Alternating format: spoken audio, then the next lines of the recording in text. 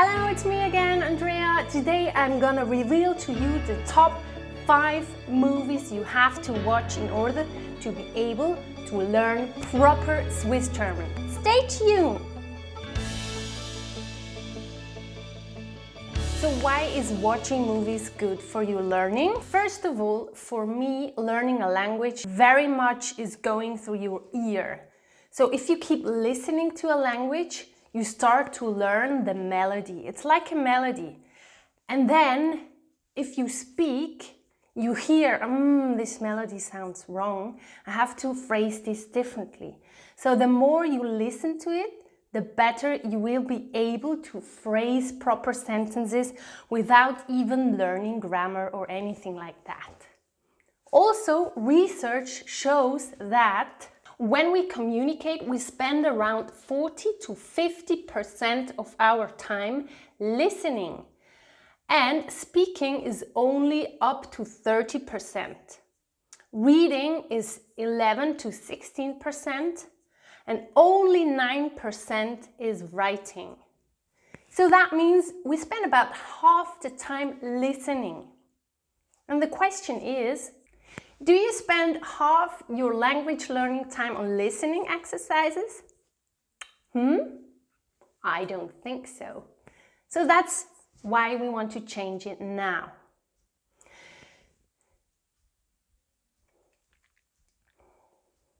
I'll go through my 5 top Swiss movies, and for you it's important to just listen to it and try to understand the story. And what is important is you don't just watch it once, you watch it twice, 3 times or maybe 4 times, and then you will slowly start to understand what they are talking about. So let's dive into it. Number 1. Who hasn't heard of it? Which is the top Swiss movie I recommend you to watch? Heidi! Actually, there were 2 children's books. One of them was called Heidis Lehr- und Wanderjahre, and the other one, Heidi kann brauchen, was es gelernt hat, by the Swiss author Johanna Spyri. And they were written in 1880 and in 1881, so quite long ago. But still today, they are amongst the best known children's books in the world. So let me know in the comments if you have heard about Heidi. Just comment in Swiss German, ja or nein. That would be cool. With her children's books, Johanna Spyri, she created this very romantic, ideal, typical image of Switzerland, which is still known all over the world until now. I mean, look at Switzerland. Isn't it fantastic and beautiful? So I've got 2 Heidi films to recommend you. First of all, in 1952, the original first Swiss Heidi movie was created. Of course, it's a black and white movie, and it's loosely based on the novels by Johanna Spyri. It was filmed in Bergün and its district of Latsch and Stulz, as well as on the Filisurer Alp Vollein, all in the canton of Graubünden. So even though it was filmed in Graubünden, most of the actresses and actors are speaking a dialect similar to my dialect. It's more a northern central Switzerland dialect, so it's quite easy to understand compared to the Graubünden dialect. I will have a link in the description to the movie, so check it out after the video. And then we have a more modern version of the Heidi story, which was filmed in 2015 by Alain Gspunzer, and also it's based on the novels, of course, by Johanna Spyri. Filming began in 2014 and it lasted about 50 days, and it also took place mainly in Graubünden and parts of Germany as well. Most of the scenes were filmed in the same places they used in the first Heidi movie.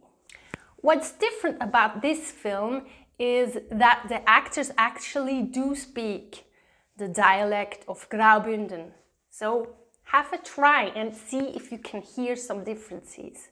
What's good about this version, oops! What's good about this version, did I drink too much yesterday? No. What would they think about me? Okay, anyway, it was just one beer, wasn't it? Anyway, let's do this. So what's different about this film is that you have it in different language versions. So you could even listen to it in French or in English or of course Swiss German. So if you are insecure about the story, maybe you watch it in English first or in French and then you try the original Swiss German version. Neil!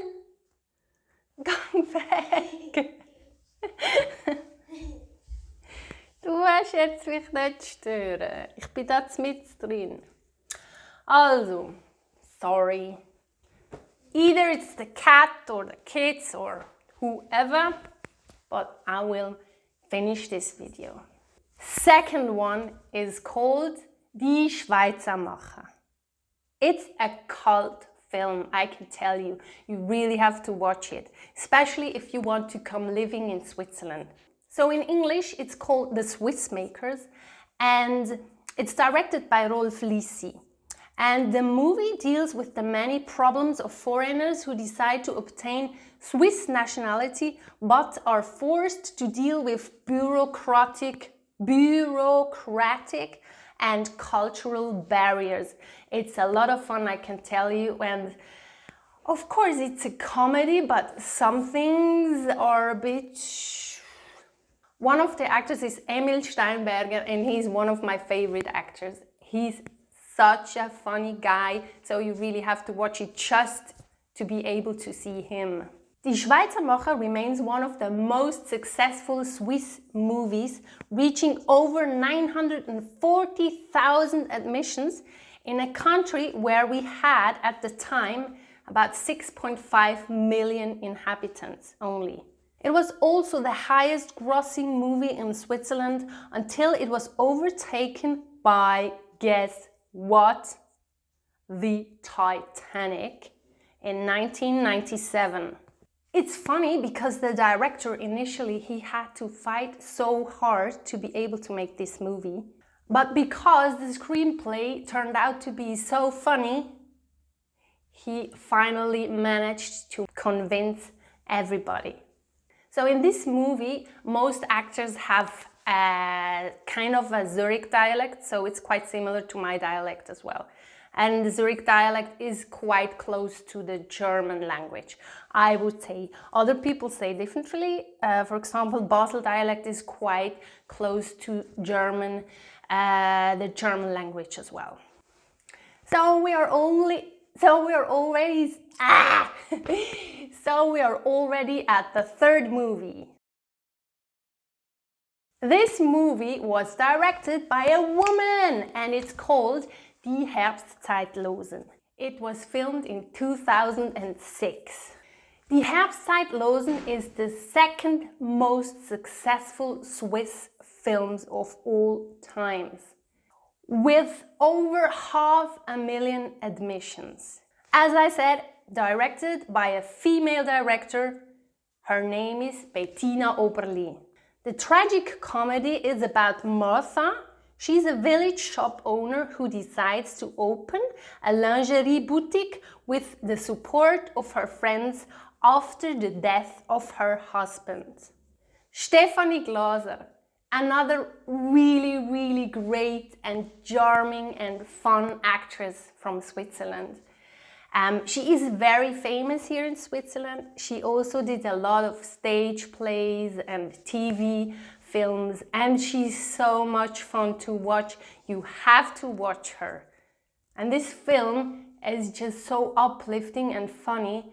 You just have to watch it. Even if you don't understand some of it, you will certainly understand this story and it will make your day brighter, I'm sure.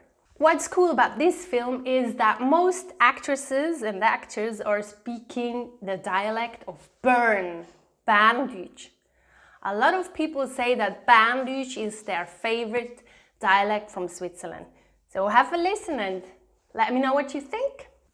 Sorry, I think I was a bit overexposed because it's so sunny outside. But anyway, you just have to listen to me. You don't really have to see me, do you? I look like a ghost like this, but who cares? It's actually snowing now. It's like the end of March and it's snowing. That's Switzerland. So we are already at film number 4. It's called Schellen-Ursli. It was filmed in 2015. Schellen-Ursli also is a children's book. In the original Rätoromanic version, it's called Ursli. It's one of the most famous picture books in Switzerland. Maybe some of you have seen it. It's very, very, very popular with the kids. So the film was directed by Xavier Koller, and since the actual plot of the book is too short for the length of a feature film, the story by Stefan Jäger and Xavier Koller was expanded by essential parts. The Bell story, which is one of the most important parts of the whole story, only takes place in the last 20 minutes of the film. So maybe you can get hold of the book, have a look at the book, read it. It's most likely written in German, but then you have to watch this film because it's a very, very moving film and it's very, very well made. The dialect here as well is the dialect of Graubünden, which even to me some words are quite tricky to understand. Then we're already at number 5. And this film is called Die Göttliche Ordnung. It was made in 2017. And again, this film was directed by a woman and her name is Petra Volpe. She also wrote the screenplay. And the story goes like this. I really love the story, so listen. Made and upheld by man, the divine order, which is die Göttliche Ordnung, seemed unassailable.